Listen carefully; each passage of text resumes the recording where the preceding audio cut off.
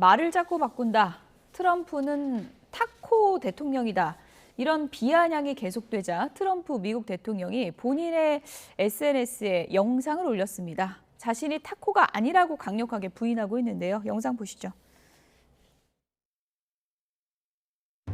완전히 엉망진창인 상태다. 영국 일간 텔레그래프가 백악관 내 의사결정 시스템이 사실상 마비됐다고 트럼프는 최근 전쟁 스트레스로 경제되지 않은 메시지를 쏟아냈는데 이게 협상장의 혼란을 키우고 있다는 분석입니다. 트럼프는 항상 물러난다는 뜻의 타코라는 신조어도 또다시 거론됐습니다.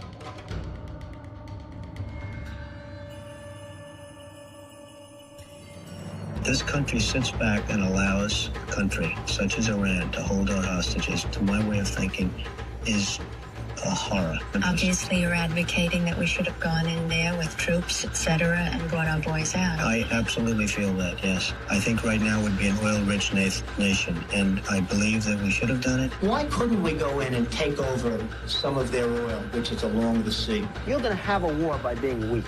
The next time Iran attacks this country, go in and grab one of their big oil installations, and I mean grab it and keep it, and get back your losses, because this country has lost plenty because of Iran.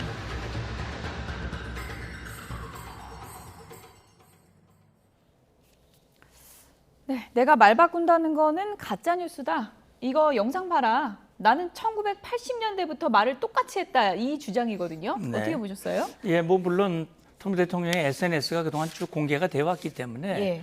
그 트럼프 대통령의 말이 왔다 갔다 했던 건 분명하죠. 그런데 저는 그 말의 표현은 사실 저도 말을 많이 합니다만 제 말이 일관된다고 저도 생각하지 않습니다. 예. 왜냐하면 말이 일로 갔다가 절로 갔다가 할 수도 있는 것인데 저는 그럼에도 불구하고 트럼프 대통령이 이란의 핵 문제는 반드시 해결돼야 한다. 다시 말하면 2015년에 어렵게 합의한 합의는 건 맞지만 그거는 이란의 핵 문제를 해결한 게 아니고 시간이 지나면 결국 이란이 핵을 갖도록 만들게 하는 그런 불완전한 합의다라고 하는 인식을 가지고 있었다고 생각을 하고요. 그다음에 이제 방금 화면에 영상들이 젊었을 때 영상하고 이렇게 나왔습니다만 결국은 1979년 이란이 이슬람 혁명을 한 이후에 지금 거의 47년 동안 미국 국민을 1000명을 넘게 살해했다는 거 아닙니까? 이런저런 방법을 통해서. 그렇다면 지금 역대 미국의 대통령들이 한 번도 이란에 대해서 뭔가 제대로 된 조치를 하질 못했다. 결국은 그 소위 말하는 JCPOA라고 한 것도 결국 이란의 기만에 넘어간 것이다. 그러니까 지금 미국은 그런 생각을 할 거예요.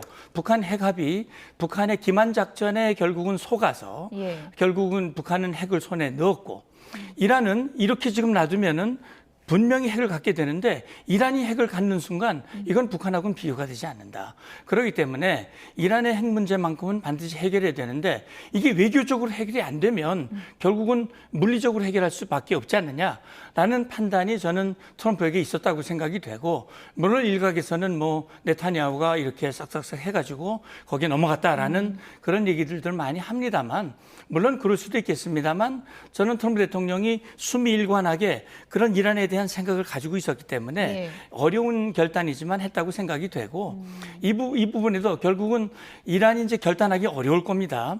핵을 내려놓고 호르무즈에서 자기들이 해왔던 그런 통제권을 내려놓는 데는 거는 결국은 전쟁에서 지는 것이고 항복하는 것이기 때문에 어렵겠지만 아마 이 과정에서 어느 쪽이 정말 마지막까지 협상력을 가지느냐 하는 것이 중요할 것 같습니다. 네, 그 과거 영상을 좀 보면 80년대 이제 트럼프 미국 대통령 모습도 이제 확인을 해볼 수가 있는데 그 당시에는 사업할 때 아닙니까?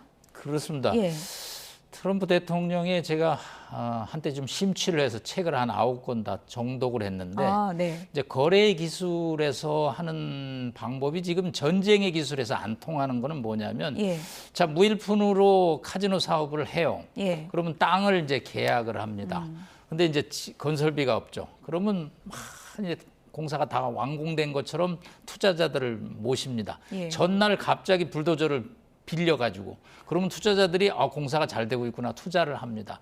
이게 이제 거래 기술이었죠. 근데 그게 많이 성공을 했습니다. 허세였군요, 허세. 허세지만 또 뭐 비즈니스 차원에서는 나름대로 상대를 인정하는 그런 측면이 있는데 전쟁은 사람을 죽이는 딜이거든요. 상대가 내가 죽는데 어떻게 상대를 허세를 믿고 거기에 합의를 하느냐 이거죠.